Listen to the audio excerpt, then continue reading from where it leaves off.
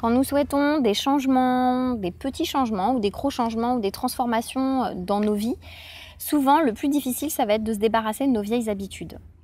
Alors, ce qu'on va faire, c'est, vous savez, c'est les bonnes résolutions de la rentrée, voilà, ce qui va arriver certainement, les bonnes résolutions du nouvel an, etc. On a envie de mettre plein de choses en place, etc.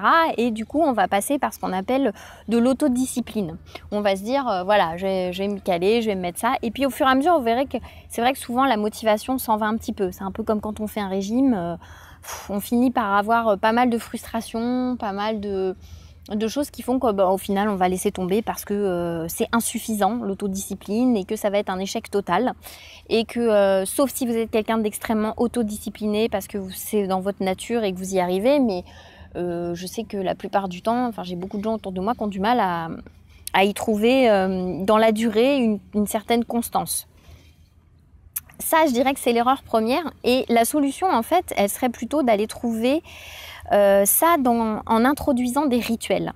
Des rituels qui vont nous permettre d'atteindre le changement. Alors vous savez, les petits rituels, en fait, c'est des moments qui sont bien définis, soit dans votre journée, soit dans votre semaine, et qui vont être motivés par vos valeurs personnelles.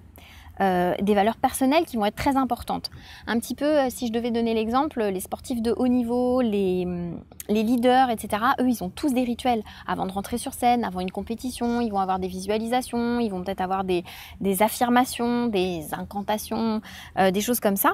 Et nous, notre rituel, par exemple, à notre niveau, je sais pas pour vous, mais pour moi, c'est le rituel du brossage des dents, par exemple. C'est le meilleur exemple que je puisse vous donner. Le brossage des dents. Pourquoi on se brosse les dents tous les jours ?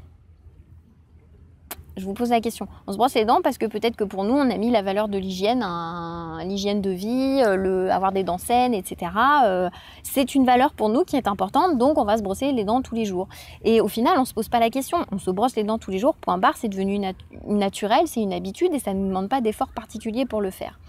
Eh bien, c'est la même chose quand on veut intégrer des changements dans notre vie, c'est introduire ce genre de rituel pour que ça devienne au final quelque chose de naturel, que ça devienne presque une habitude et qui va remplacer justement les vieilles habitudes.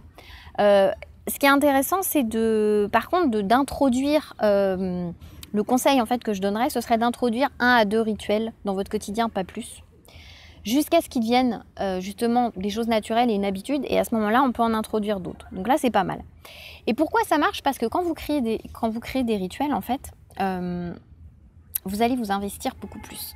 Ça demande un investissement personnel important. Vous allez y trouver du sens, vous allez peut-être y trouver du plaisir. Moi, personnellement, je prends pas un super plaisir à me laver les dents, mais j'y trouve en tout cas du sens.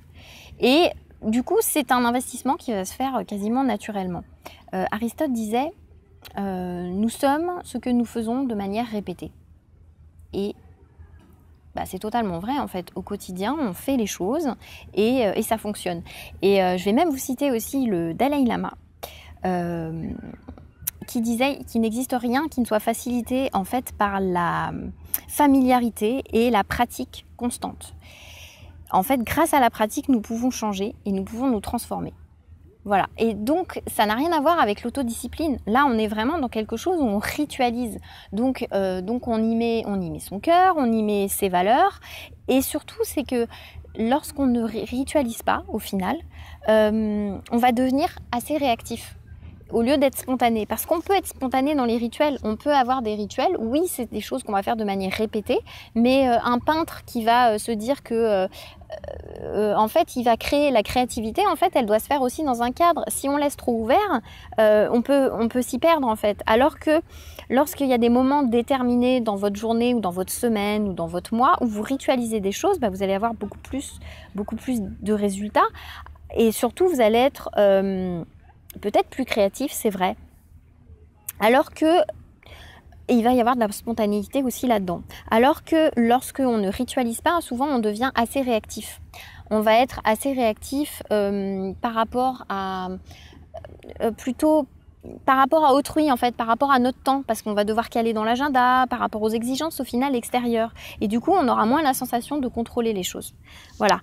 Donc c'est important d'introduire des rituels. Je voulais savoir si vous en aviez, si vous aviez l'intention d'en introduire, quels sont-ils? Moi j'ai ma routine matinale, j'ai aussi ma petite routine du soir.